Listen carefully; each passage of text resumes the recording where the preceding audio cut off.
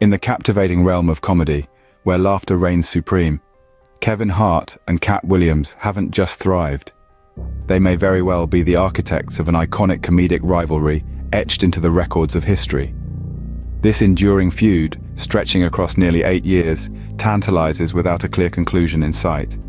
Yet the enigmatic query lingers: what electrifying catalyst set ablaze this comedic clash? So why do Katt Williams and Kevin Hart have beef? I guess that's the question, right?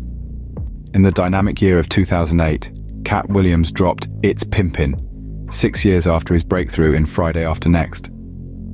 This marked him as one of the hottest comedians globally. This year became a turning point in the ongoing rivalry, reflecting Hollywood's tradition of spotlighting a single black comedian at a time. This calculated approach shapes stars and inadvertently sparks rivalries among black comedians, all echoing an unspoken rule: only one can be king. In the cutthroat world of comedy, the industry's tendency to spotlight only one individual at a time often becomes a breeding ground for jealousy and rivalry among comedians. The coveted title of the star in Hollywood is a limited honor, and this exclusivity can lead to a fierce competition among talented comedians vying for recognition and success.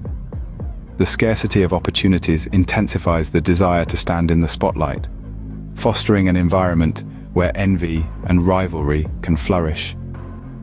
As comedians witness their peers achieving fame and accolades, the simmering tensions created by this one-at-a-time approach can sometimes erupt into public disputes and long-standing feuds, adding a dramatic layer to the pursuit of comedic stardom. So, let's begin. As per Hart's memoir, Kevin said he was not initially slated for the role in the 2008 film Fool's Gold. Remarkably, Katt Williams had secured the part, with the production set in Australia. However, Williams encountered legal issues, restricting his ability to leave the country.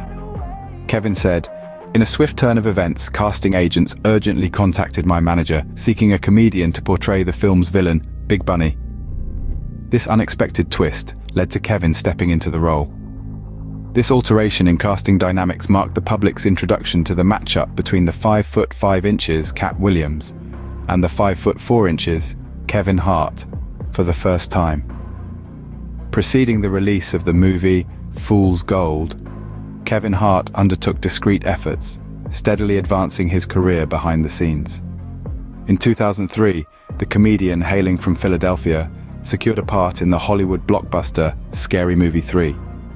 The following year, 2004, saw him feature in Along Came Polly and attain a sitcom, albeit one that met a swift cancellation. Progressing further, he secured a lead role in another Hollywood blockbuster, marking a significant milestone in his professional journey. And this is where it gets interesting. Skipping ahead to 2008, Hollywood seemed poised to increase its utilization of Hart. Following Fool's Gold, Hart graced the screen alongside Eddie Murphy in Meet Dave during the same year.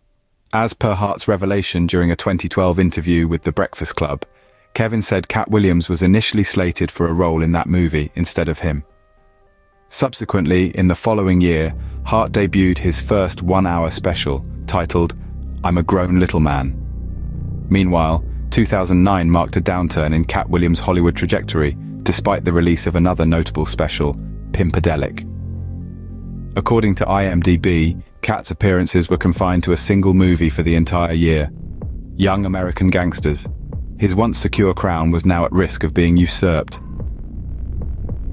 Observing the gradual decline in Katt Williams' career and the escalating prominence of Kevin Hart, this is where the beef becomes evident. In 2010, Hart would join forces with an ensemble cast for Death at a Funeral, a movie that boasted Chris Rock, Tracy Morgan, and Martin Lawrence. Once again, it's apparent that Kevin is taking Hollywood by storm. It's visible to see that Hollywood is now casting him as the megastar and #1 comedian. On the flip side, Katt would unveil his special 9 Lives, but would merely secure 1 film credit for the entirety of the year. Over the subsequent 2 years, Williams found himself with minimal roles in Hollywood. Come 2013, he returned to the spotlight with a notable role in Scary Movie 5.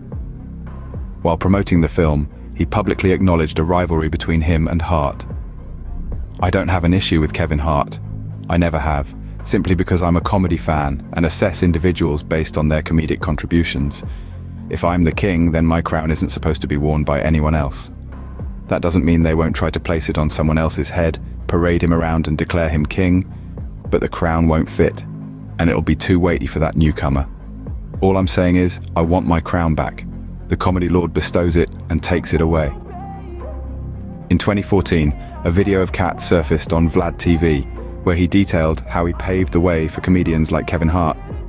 The rivalry became officially recognized, not only through Katt's words, but as both comedians showcased their comedic prowess on stage. In comparison of the two, Katt's brand of comedy resonates with a specific audience beyond the mainstream, those interested in truth. His content delves into politics, conspiracies, and a perspective from the hood. Conversely, Kevin portrays a more conservative image, embodying the ideal family man, steering clear of political and controversial themes that Katt readily embraces. This rivalry embodies the classic narrative of a good guy versus a bad guy. In 2016, a group of women in Atlanta approached Katt after his show, seeking a picture. According to the women, things took a turn as Katt became visibly irritated and verbally abusive. One of the women said, and I quote, "I said Kevin Hart's funnier anyway," inadvertently sparking Katt's reaction. The situation escalated. He charged at me, hitting my left temple and tackling me to the ground. Amid the scuffle, I got kicked and pulled. At this point, it's clear to see that the beef is acknowledged publicly and behind the scenes by both participants. Then during a performance, Katt vented about Kevin Hart, according to the Philadelphia Inquirer. Katt remarked, "Even if he's a puppet, it's not his fault. Don't blame Kermit the Frog, blame Jim Henson. When you say Donald Duck, you're truly talking about Walt Disney. I wish Kevin the best. I don't care about his fate. Just know there's a puppeteer pulling the strings. We're in a puppet show, and you're looking at the one thing that isn't." During that particular weekend, Kevin appeared to address Katt's remarks with a subtle boast. He shared an Instagram photo, presenting himself alongside Dave Chappelle and Chris Rock, captioned, "Me and Dave Chappelle with our brother Chris Rock tonight at the Oscars. Genuine professionals comprehend the significance of unity and mutual support, assisting one another instead of tearing each other down. The insecure ones fail to grasp the value of such support and encouragement." Within the same month, Katt exhibited no signs of backing down. He released a video challenging Kevin to a rap cypher, comedy battle, boxing match, or basketball game, with a $5 million prize. Katt said the stage could accommodate various setups: a full-court basketball court, a boxing ring, 2 microphones for a rap cypher, or a comedic showdown. The stakes were high at $1 million for each category, totaling $5 million. Crazy, right?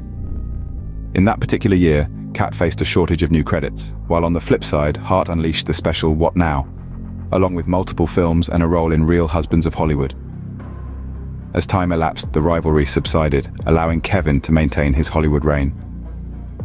Fast forward to 2018, Katt revisited V103 in Atlanta to support fellow comedian Red Grant. In the interview, Katt openly critiqued Kevin Hart, Tiffany Haddish, Lil Rel, Jared Carmichael, and Hannibal Buress. He subtly suggested that Kevin lacked authenticity, claiming he was handpicked. Katt delved into his ownership of comedy specials, highlighting the distinct styles and business approaches embraced by the two. While Kevin Hart has carved out a niche as a bona fide businessman, sealing deals and seizing profit opportunities, Katt maneuvers on the court with a different mindset, often contributing without expecting a direct return. Even though these two men are on separate paths, they keep colliding and getting in each other's way. In reply to Katt's remarks, Hart took the stage on The Breakfast Club to address Katt directly. "My frustration with Katt Williams arises from continually blaming Hollywood, the white man and whatnot. When do you assume responsibility for your actions? You had the opportunity. You were the guy. No shows, missed promo shoots. You became a liability for the studio, leading them to cut ties." Naturally, Katt caught wind of the message and took to Instagram Live to indirectly counter Kevin's comments. "I don't mind making $1 million a month and keeping my soul." On the same Instagram account, Katt later subtly targeted Hart for kissing The Rock in Central Intelligence in 2016. He also made it clear that they could handle the matter physically. "Fresh out of the gym, on my way to Mayweather's, I'm knocking on your door. I'm out here in these streets for real." The rivalry appeared to have simmered down since then. Both of their careers have taken different paths. Katt continues to thrive with mega stand-up comedy tours, and he even clinched an Emmy Award for his role in Atlanta. Meanwhile, Kevin is navigating through major Hollywood blockbusters. It seemed like both men had respectfully moved on from the beef until... On January 3rd, 2024, Katt Williams stopped by Club Shay Shay and spoke candidly about his peers in Hollywood, including Kevin Hart. In 15 years in Hollywood, no one in Hollywood has a memory of going to a sold-out Kevin Hart show, Katt told Shannon Sharpe, or there being a line for him, or him ever getting a standing ovation at any comedy club. He already had his deals when he got here. Have we heard of a comedian who came to LA and in his first year in LA had his first sitcom on network television or had his own movie he was leading? What do you think an industry plant is? Maybe people don't understand the definition of these words. The comedy star added, "I hate to seem like a petty individual for picking apart lies." Kevin just did his documentary with Chris Rock, where he shows you that his whole upbringing in comedy was on the East Coast. So, how simultaneously was he here in Los Angeles doing the same thing? It didn't happen. You know what the number one job of somebody who sold their soul in Hollywood is? To act like it didn't happen. It's important in the checks and balances of the universe that liars do not get to make complete narratives for themselves. Wow. That was deep. How did Kevin respond to Katt?